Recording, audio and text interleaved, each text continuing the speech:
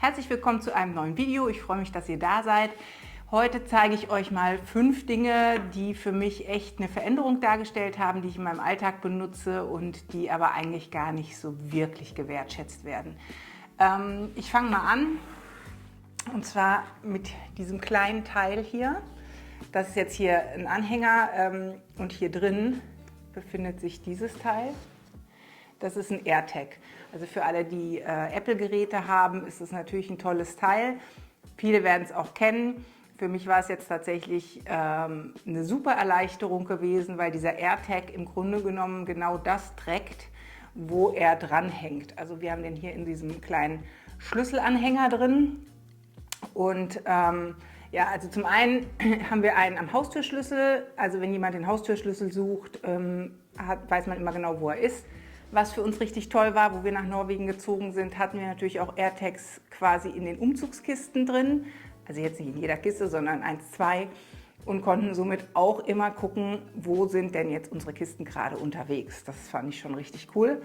Oder was auch super ist, wenn man eben verreist mit dem Flieger und man macht einen in den Koffer, dann kann man auch seinen Koffer tracken. Dann weiß man zumindest, wo der jetzt sich befindet. Also man hat ziemlich viele Möglichkeiten mit diesen kleinen Dingern. Wie gesagt, es ist natürlich wichtig, dass man Apple-Benutzer ist, sonst funktionieren sie nicht. Ich bin mir nicht sicher, ob es für Android auch solche Sachen gibt, könnte ich mir aber gut vorstellen. Das ist auf jeden Fall eins der Teile, die für uns echt ein Gamechanger waren sozusagen und die uns im Alltag relativ gut helfen. Das nächste Teil, was ich euch mitgebracht habe, betrifft die Küche, wie man klar sieht. Und zwar habe ich hier eine KitchenAid. Ich habe die jetzt ungefähr 5 Jahre und es war ein recht langer Prozess, mich dafür zu entscheiden, weil diese Teile natürlich monsterteuer sind und man nicht so genau weiß, benutzt man die dann tatsächlich oder nicht. Ich habe mir die dann gekauft und bin total begeistert, immer noch nach 5 Jahren, auch wenn ich nur vielleicht einen Bruchteil der Sachen davon nutze, die sie tatsächlich kann. Aber allein in diesen Sachen hat es sich absolut gelohnt. Also was ich total mag an der Maschine ist, die ist sehr schwer, was dazu führt, dass sie eben einen guten Stand hat, gerade wenn man rührt. Und man hat alles mehr oder weniger mechanisch, also man klappt es hier auf.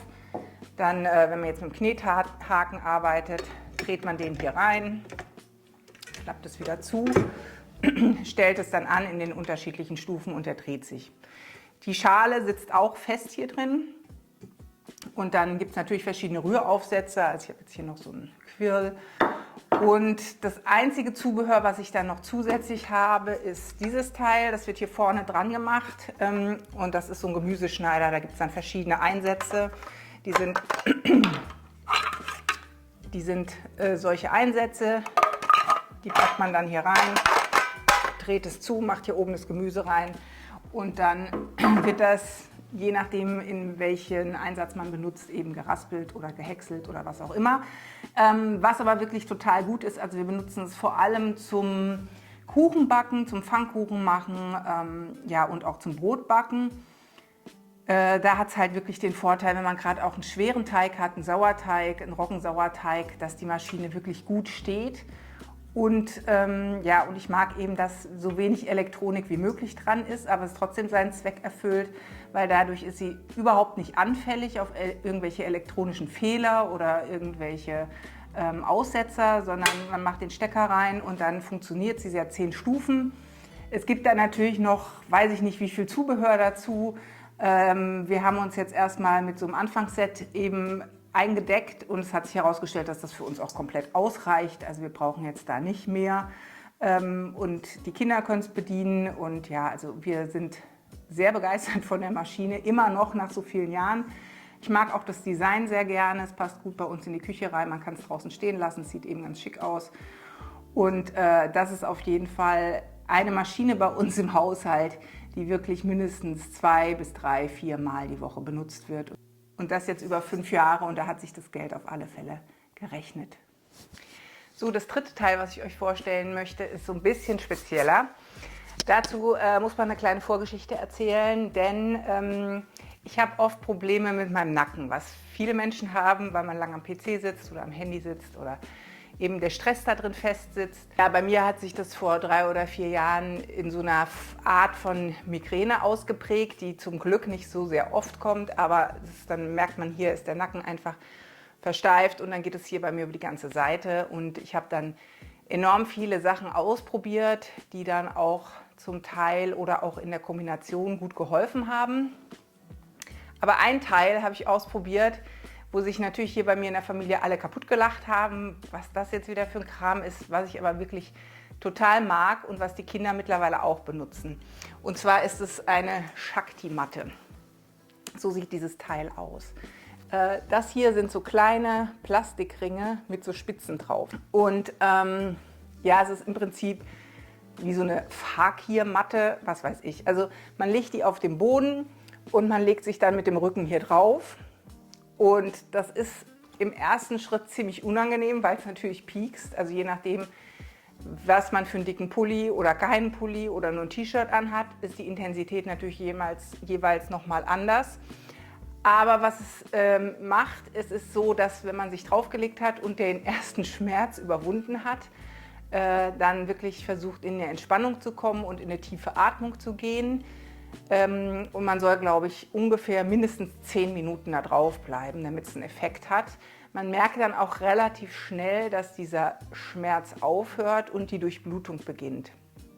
Und dann liegt man da eben 10 Minuten drauf und hat dann natürlich so ein bisschen einen roten Rücken, aber es führt wirklich dazu, dass alles enorm gut durchblutet wird und sich dadurch auch ein Stück weit entspannt. Also wir nutzen die tatsächlich oft. Obwohl man mich hier im Anfang ein bisschen verlacht hat deswegen. Aber es ist wirklich auch ein tolles Teil, was man benutzen kann, gerade wenn man so ein bisschen Rückenschmerzen hat, Nacken, Schultern. Also es geht im Prinzip von diesem Schulterbereich bis zum unteren Rücken. So lang ist diese Matte und ja, also die hilft wirklich gut. Es ist gewöhnungsbedürftig, aber wenn man sich daran gewöhnt hat und wirklich so diese ersten 2, 3 Minuten überstanden hat, dann funktioniert das Teil wirklich gut und ich würde es jedem Heizkissen beispielsweise auf jeden Fall vorziehen. Also das war die Shakti-Matte.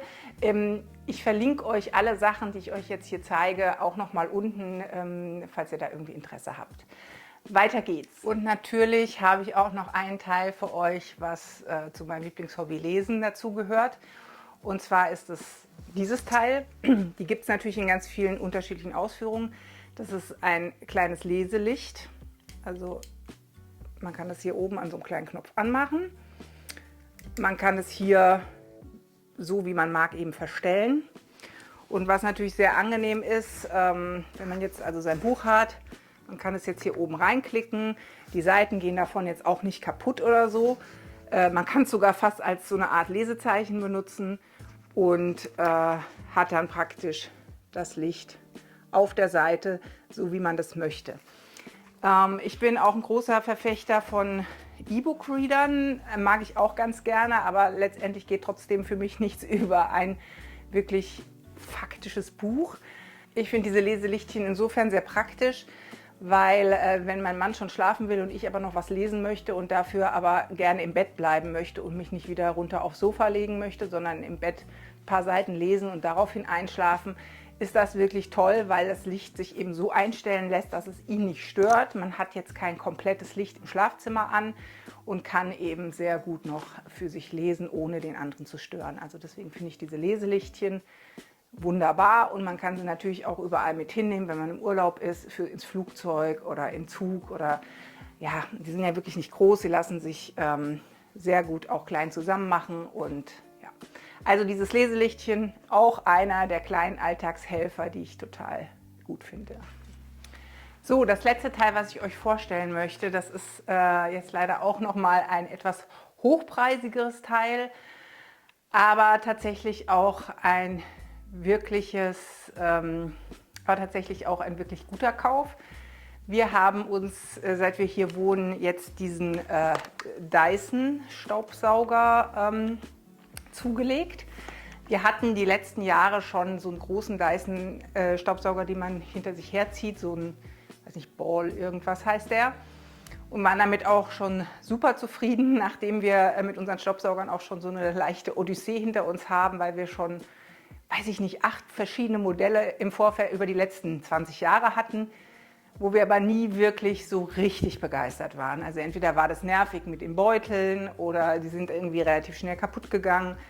Also es war immer irgendwie ein bisschen ein Problem. Ja, wir haben dann relativ lange überlegt, ob wir in so einen teuren Staubsauger wie den Dyson investieren wollen, haben das dann gemacht, also in diesen Bodenstaubsauger, und waren tatsächlich begeistert. Zwischendrin hatten wir mal ein Problem mit vorne dem Aufsatz. Da muss ich sagen, war der Kundenservice auch super gut. Allein deswegen ist es schon echt ein guter Kauf gewesen, weil die das komplett problemlos sofort ausgetauscht haben. Und es war, glaube ich, so nach 2 Jahren ungefähr. Also insofern waren wir jetzt schon von dieser Dyson-Geschichte recht begeistert, obwohl es natürlich eben sehr hochpreisig ist. Jetzt sind wir hier eingezogen, das Haus ist relativ groß. Wir haben diesen Bodenstaubsauger jetzt im 1. Stock oben und wir haben hier einen Parkettboden, der relativ empfindlich ist und unser Vermieter auch einen ziemlichen Terrain um diesen Boden macht, sodass wir also überlegt haben, ja, also wir müssten auf jeden Fall so eine Parkettbürste haben, damit diesem Boden nichts passiert. Und dann haben wir es aber so gemacht, dass wir im Black Friday Sale letztes Jahr eben diesen Dyson, also diese sagen wir, batteriebetriebenen Staubsauger, also der hat eine Aufladestation, wo er drin hängt tagsüber, und dann ist er eben kabellos gekauft haben durch den Black Friday, und der Black Friday war jetzt, der Kauf war jetzt direkt bei Dyson selber, hat sich das schon recht gelohnt, ist natürlich trotzdem immer noch ziemlich teuer. Aber was richtig toll ist, dass wir auch von diesem Teil total begeistert sind. Was so ein bisschen gewöhnungsbedürftig ist, der hat also unten so eine Lampe im Sauger drin, sodass man quasi jedes Staubkorn sieht auf dem Boden. Und man denkt so, ach du liebe Güte, wie sieht es denn hier aus? Ja, ich glaube, das ist okay, dass man das hat, ist so ein fancy Zeug, was man jetzt nicht wirklich braucht. Aber er kommt eben mit dieser Parkettbürste, er hat auch noch eine gute Teppichbürste dabei. Und der wird jetzt hier unten benutzt und er wird halt viel, viel öfter benutzt als der großen, den man jetzt irgendwo hinziehen muss, den man wieder in den Keller oder woanders hin, weil man den natürlich nicht rumstehen lassen kann mit dem Kabel. Also der wird zwar noch immer benutzt, wie gesagt, oben in den Schlafzimmern, aber dieser kabellose Staubsauger, der ist jetzt gerade für hier unten, für die Küche, fürs Esszimmer wirklich super. Und mein Mann ist so begeistert davon, dass er jetzt auch richtig gern mit dem Teil saugt.